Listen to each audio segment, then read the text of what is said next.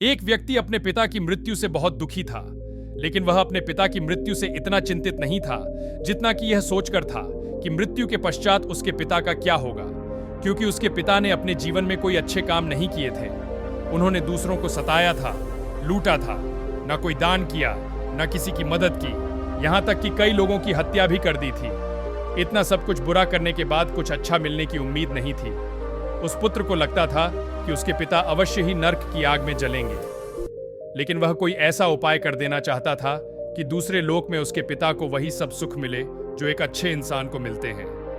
इसके लिए उसने बड़े बड़े ज्ञानियों से सलाह ली और उसने वैसे ही किया जैसा कि ज्ञानियों ने उसे बताया।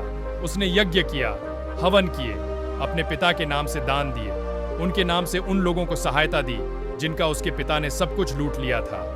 जब वह ज्ञानियों द्वारा बताए गए सारे कर्म कर चुका, तब उसने उन ज्ञानियों से पूछा, मुझे यह कैसे पता चलेगा कि मेरे पिता अब सुख से हैं? ज्ञानियों ने कहा, शीघ्र ही तुम्हारे पिता तुम्हारे सपने में तुम्हें दर्शन देंगे और खुद बताएंगे कि वह कितने मजे में है।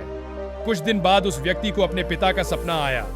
उसने देखा कि उसके पिता रो रहे हैं, चिल्ला रहे हैं, अपने किए गए कर्मों के लिए पछता रहे हैं और अपने पुत्र से कह रहे हैं, मैंने जो किया मैं भुगत रहा हूं, तुम ऐसा मत करना। उसने देखा कि उसके पिता नर्क की आग में जल रहे हैं, ना उन्हें कोई देखने वाला है और ना ही कोई सुनने वाला। ऐसा सपना देखकर वह चौंक गया और वह भागकर ज्ञानियों के पास गया। उसने अपने सपने के बारे में उन ज्ञानियों को बताया। ज्ञानियों ने कहा, अवश्य ही तुम्हारे द्वारा की गए विधियों में कोई कमी रह गई है। तुमने पूरे मन से प्रार्थनाएं नहीं की, इसीलिए ऐसा हुआ है। तुम्हें दोबारा से इन सभी विधियों को दोहराना होगा, फिर से सारे काम करने होंगे। व्यक्ति ने कहा, लेकिन मैंने तो सारे काम, सारी विधियां पूरे मन से ही की थी। मैंने बिल्कुल वैसा ही किया जैसा आपने कहा, कोई कसर मैंने अपनी तरफ से नहीं छोड़ी। ज्ञानियों ने कहा, अगर तुम हमसे बहस करोगे तो तुम्हारे पिता को और अधिक कष्ट होगा। वह व्यक्ति और अधिक निराश हो गया। वह वापस अपने घर की ओर जा रहा था और सोच रहा था कि ऐसे किस व्यक्ति से मिले जो उसे सही समाधान दे सके, ताकि उसके पिता को उनके द्वारा किए गए कर्मों की सजा भुगतनी ना पड़े। रास्ते में उसकी नजर तथागत बुद्ध पर पड़ी। बुद्ध अपने भिक्षुओं के साथ भिक्षाटन के लिए नगर में आए हुए थे। उस व्यक्ति ने अपने मन में सोचा, सुना है बुद्ध ने सत्य को प्राप्त कर लिया है, अतः उन्हें सारे सत्य पता होंगे। उन्हें यह भी पता होगा कि मृत्यु पश्चात वह अपने पिता की मदद कैसे करें। यह सब सोचकर वह बुद्ध के समीप गया और हाथ जोड़कर बुद्ध से कहा, हे बुद्ध, सुना है कि आपने परम सत्य पा लिया है। आप सब जानते हैं, मुझे आपसे एक सहायता चाहिए। बुद्ध मुस्कुराए और बुद्ध ने कहा, हाँ अवश्य, कहो क्या सहायता चाहिए। व्यक्ति ने कहा, मेरे पिता एक बुरे व्यक्ति थे। उन्होंने बहुत बुरे काम किए। उन्होंने हत्याएं भी की, लोगों को सताया। उनके कर्म अच्छे नहीं थे। 1 माह पूर्व वह मृत्यु को प्राप्त हो गए। वह मेरे सपने में आते हैं और मैं देखता हूं कि वह नर्क में जल रहे हैं। मैंने कई ज्ञानियों से सलाह ली और जैसा उन्होंने कहा वैसे वैसे विधियों और नीतियों को पूरा किया। मैंने उनके नाम से उन सभी लोगों की मदद की जो उनके द्वारा सताए गए थे, ताकि उनकी आत्मा को शांति मिले और वह वही सुख भोग सके जो एक अच्छा व्यक्ति भोगता है। लेकिन अभी भी वह मेरे सपनों में आते हैं और रोते चिल्लाते हैं और कहते हैं कि मुझे इस नर्क की आग से निकाल लो। हे बुद्ध, इतना सब कुछ करने के बाद भी उनके पुण्य क्यों नहीं बढ़ रहे? मैंने तो उन सब लोगों की मदद भी की जिन्हें उन्होंने सताया था, और उन्होंने उनके लिए प्रार्थना भी की, फिर भी कुछ नहीं हो रहा। बुद्ध ने कहा, जो तुम कर रहे हो वह तुम्हारा कर्म है। जिन लोगों की मदद तुमने अपने पिता के नाम से की, उन लोगों के मन में धन्यवाद का भाव तुम्हारे लिए है ना कि तुम्हारे पिता के लिए। जो भी अच्छे कर्म तुम कर रहे हो उसका फल तुम्हें ही मिलेगा, तुम्हारे पिता को नहीं।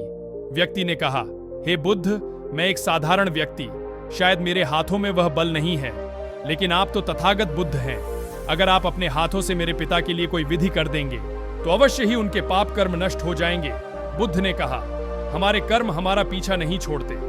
जब हम जीवित होते हैं तब हम अपने कर्मों को बदल सकते हैं, उन्हें सुधार सकते हैं, लेकिन मृत्यु पश्चात कुछ नहीं कर सकते। व्यक्ति ने कहा, हे बुद्ध, जो भी हो, मुझे विश्वास है कि अगर आप मेरे पिता के लिए कोई विधि कर देंगे तो अवश्य ही उन्हें लाभ पहुंचेगा। बुद्ध ने कहा, ठीक है, तुम्हें ऐसा लगता है तो यही सही। तुम 2 घड़े लेकर आओ। एक घड़े को कंकर पत्थर से भर दो और उसका मुंह कपड़े से बांध दो, और दूसरे घड़े को घी से भर दो और उसका मुंह भी कपड़े से बांध दो, और इन्हें लेकर नदी किनारे पहुंचो। मैं तुम्हें वहीं मिलूंगा। बुद्ध की यह बात सुनकर वह व्यक्ति बहुत खुश हुआ। उसे लगा कि आज उसके पिता को मुक्ति मिल ही जाएगी। वह भागकर बाजार गया और 2 घड़े लेकर एक में कंकड़ पत्थर भर लाया और दूसरे में घी भर लाया। दोनों घड़े लेकर वह नदी किनारे बुद्ध के पास पहुंचा। बुद्ध ने कहा, इन दोनों घड़े को पानी में डाल दो और एक डंडा लेकर आओ। उस व्यक्ति ने ऐसा ही किया और एक डंडा लेकर आया। बुद्ध ने कहा, अब इस डंडे से इन दोनों घड़े को तोड़ दो। उस व्यक्ति ने ऐसा ही किया और दोनों घड़े तोड़ दिए। तब बुद्ध ने कहा, अब प्रार्थना करो कि कंकड़ पत्थर ऊपर तैरने लगे और घी नदी में नीचे बैठ जाए। उस व्यक्ति ने कहा, ऐसे कैसे हो सकता है बुद्ध?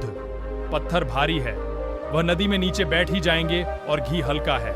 बुद्ध ने कहा, अब इस डंडे से इन दोनों घड़े को तोड़ दो। उस व्यक्ति ने ऐसा ही किया और दोनों घड़े तोड़ दिए। तब बुद्ध ने कहा, अब प्रार्थना करो कि कंकड़ पत्थर ऊपर तैरने लगे और घी नदी में नीचे बैठ जाए। उस व्यक्ति ने कहा, ऐसे कैसे हो सकता है बुद्ध? पत्थर भारी है, वह नदी में नीचे बैठ ही जाएंगे और घी हल्का है। जिसने बुरे कर्म किए हैं वह डूब ही जाएगा, जिसने अच्छे कर्म किए हैं उसे कोई डूबा नहीं सकता। व्यक्ति ने कहा, है बुद्ध, मैं आपकी बात समझ गया हूं, लेकिन मैंने जो अपने पिता के नाम से अच्छे कर्म किए हैं उनका फल भी उन्हें नहीं मिलेगा। बुद्ध ने एक व्यक्ति को अपने पास बुलाया और उससे पूछा, इनके पिता कैसे थे? उस व्यक्ति ने जवाब दिया, इनके पिता बहुत बुरे व्यक्ति थे, लेकिन यह बहुत अच्छे हैं। इन्होंने हमारी मदद की, जबकि इनके पिता ने मेरे पिता की हत्या की थी। बुद्ध ने कहा, देखा तुमने, तुम्हारे कर्मों के लिए तुम अच्छे हो, लेकिन तुम्हारे पिता भी अच्छे नहीं हैं। इसी कारण हमें अपने जीवन में बुरे कर्मों से बचना चाहिए। बुरे कर्म करने वालों की संगत से बचना चाहिए और हमेशा अच्छे कर्म करने चाहिए और अच्छे कर्म करने वालों की संगत करनी चाहिए। व्यक्ति ने कहा, आप सही कहते हैं बुद्ध, आपने बहुत आसानी से मुझे कर्मों का सिद्धांत समझा दिया। आपका बहुत धन्यवाद। तो ये स्टोरी आपको कैसी लगी कमेंट में जरूर बताएं और चैनल को भी सब्सक्राइब कर लें। Thank you.